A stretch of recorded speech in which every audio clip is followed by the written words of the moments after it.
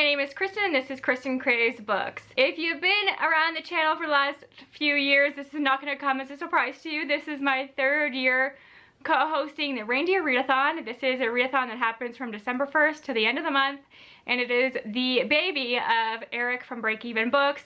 I was so excited that he asked me if I wanted to captain Team Stocking again this year. I usually have a stocking behind me.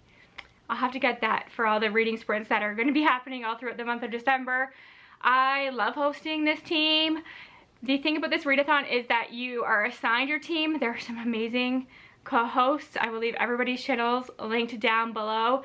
So even if you don't end up on my team, which would be a shame, we can have some friendly competition and everybody's amazing, so it's not that big of a deal. It's just a way to make sure the teams are even, and it's kind of fun to not know where you're gonna end up.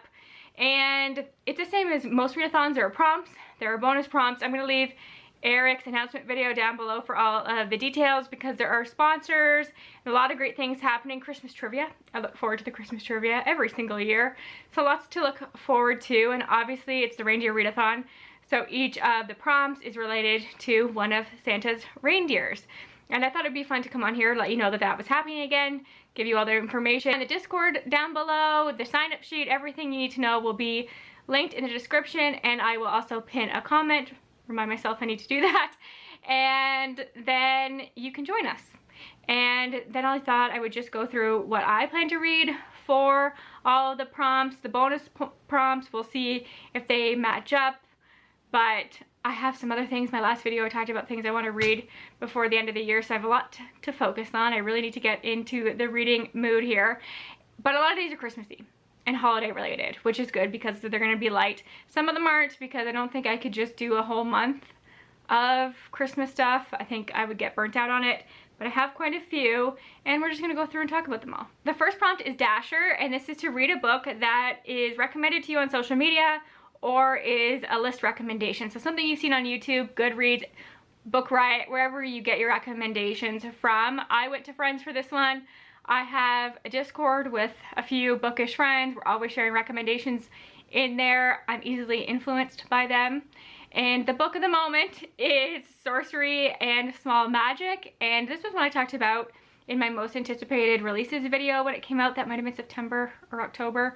And I haven't seen a lot of hype for it outside of my Discord group, but when you go on Goodreads, it has a really high average rating. People are loving this, and it's got so many of my buzzwords. It's sorcerers, there's magic, it's enemies to lovers, so they kind of have rivals. I think there's a curse going on, but honestly, I don't look too much into the recommendations they push on me. I just kind of trust them blindly.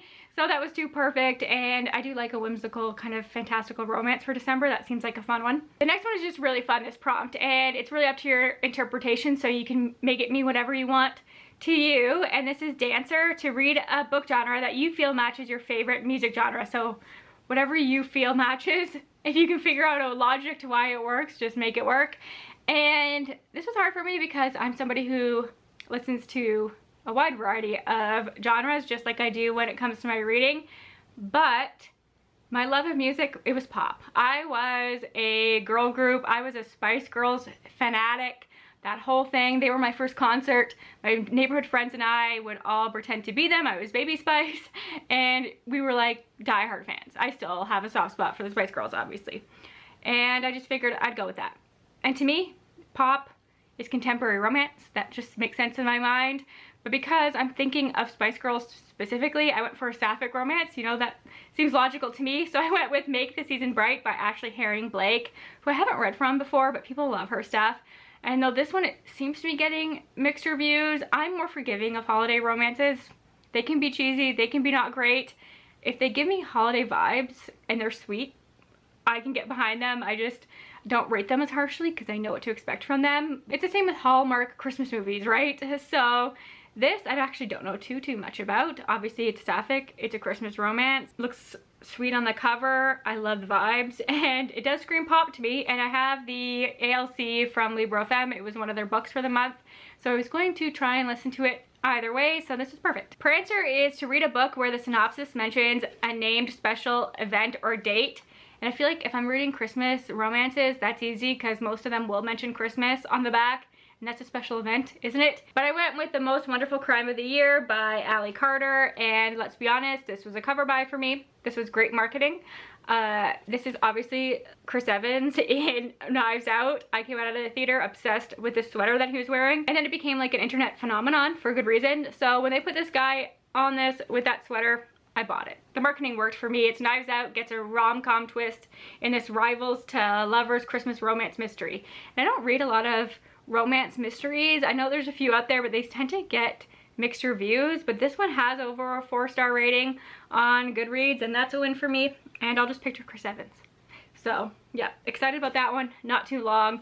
And obviously on the back it mentions Christmas, but it also mentions a Christmas house party if we want to get more specific. Vixen is to read something that you didn't buy. This could be from the library, something that was gifted to you, sent to you by a publisher, NetGalley, but also KU and like Everand, even though you pay for the subscription. Eric's not being too picky when it comes to that stuff. One that I have downloaded from Everand, and the book was recently sent to me, is The Christmas Tree Farm by Laurie Gilmore. This is the 3rd book in that series. That is all the rage right now. I did read the first one, The Pumpkin Spice Cafe, and it was cute at first, but it's so obvious that it's like Gilmore Girls fan fiction that it was distracting at some points, and I didn't absolutely love it. I'm actually going to film a fall wrap-up, and I'll talk about that book soon, and I didn't think I'd continue on with this series. I know that this is the 3rd book. There's that cinnamon bun one, and if I love this one, maybe I will go back and read the 2nd one. But this ended up being the group pick for the readathon. So if a lot of people within the readathon are going to read the same book, I want to join. I will get FOMO. It'll be quick. I read the first one in a day, and the audiobook was easy enough to listen to. Again, I'm more forgiving with Christmas related books. So a small town, spicy, festive romance, and I don't know how spicy the other books that I'm talking about are, so it'll be nice to have a bit of a spicy one as well. I love that these covers make you think they're like cozy mysteries or something, but it's actually a spicy romance. So yeah, we will see how I feel, but it'll be fun to discuss it with everybody, even if I don't love it. Comet is to read a book that ends on the last digit of the day of your birth. So the 28th would end in an 8. So I am born on June 1st, and trying to put this TBR together, I discovered that not a lot of books end in 1. And that makes a lot of sense. I guess you would just want to round down and make it fit so it's just more satisfying. But that became a struggle for me. But I did find one that I don't own. None of the books in my TBR ended in 1. Not that I could find. And that was frustrating. But this is one that is perfect for winter. It's one I've been wanting to read. I like Darcy Coates, but I didn't read anything by her this year, and I've been meaning to. So I figured I would read Dead of Winter. Let me confirm when the page number on this one before I talk too much about it. Dead of Winter. Goodreads says it's 341 pages, so I'm just gonna go with that and believe it. This is obviously a winter horror / thriller, and a remote cabin in a snowy wilderness thriller that'll teach you to trust no one. There are 8 strangers, 1 killer, nowhere left to run. So yeah, all these cheesy romances, maybe I need a bit of a thriller to mix it up, and I like an isolated thriller. I do like when they're in winter, so, and I already know that I do like some of what Darcy Coates does, and she's somebody who I've neglected in 2024, so there we go. Donner is to read a book where the cover contains one of the first 4 words you see in a word search grid. So I will leave a link to this down below. Eric has put together this word search, which was really fun, and there are a ton of words in there, and the first 4 words that you see, you have to find a book that has one of those words on the cover. And the word that I saw was serpent, and one of the words, but I went with serpent because I actually have this arc, and it's Legends of the White Snake by Shirley. And can you see that? This cover is shiny. There is a white snake serpent on the cover, and I've been meaning to read this one. It's another one that I feel like people who have read it have loved it, but I haven't seen a lot of people talk about it. This is a YA fantasy. This queer fantasy retelling of a Chinese folktale is a must read for fans of 6 Crimson Cranes or A Magic Steeped in Poison. So yeah, hopefully I will end up really liking that one. And I think even the headers here have the snake on it. So now is the time to finally get to this arc. Cupid is a fun one. It's to read a book from an author you have already given 5 stars. Had to go with my girl, CJ Cook. Can't believe I haven't read this yet. I normally read, she comes out with a book every October. That seems to be her pattern, and it's always on my best books of the year. And normally I read it the day it comes out, and I haven't read this one yet. And this is like a me book. The book of witching. There's nothing I love more than CJ Cook and witches. So I've given all of her books 5 stars, I believe. I can't think of one that I haven't. So yeah, I need to be getting to this one ASAP. I'm kicking myself. She writes horror books that are very atmospheric, normally told into timelines. I think this one's the same. Yeah, Glasgow 2024 and Orkney in 1594. We're going way back in time. So yeah, accused of witchcraft. Alison Balfour awaits trial, the punishment to be buried alive. So we're getting into the witch trials in this one, and I know CJ Cook is going to do a great job with that. I already love the Lighthouse Witches by her, so I was excited to have an excuse to put this on my TBR, because if I did a video of my best books of 2024 and CJ Cook's not on it, that would be a shock. So the next one is Blitzen, and it says to choose 3 books that start with the same letter. Randomly choose one of them to read. So you can do like a random number generator or any way you want to do this. I actually decided to let a random generator choose a letter. I got L. I went with the Lotus Empire, which I cannot find. I have a copy of it, just got it, and I've misplaced it, which is a shame because you'll see in a second. And then I went with The Lady and the Lion. This has been on a couple TBRs in the last year or two, and I just haven't gotten to it, and I think I'm gonna love it. It's another one that people don't seem to talk about, but really calls to me. And then one that was sent to me is The Last Fee Hunter, and this I've been hearing some good things about. It's a Thai folklore inspired dark fantasy, equal parts smart, exhilarating, and delightfully fun. And then I had The Lotus Empire, which is the 3rd book in the Burning Kingdoms series by Tasha Suri. I'm reading the first one right now, rereading it. Gotta get to the second one so that I can apparently read the 3rd one in December, because that's the one that won my thing, and I can't seem to find it. So I will be getting to The Lotus Empire, which is great because one of my goals was to finish that entire series before the end of the year, and I am loving my rereading experience of the first one. It just reminded me why I love it so much.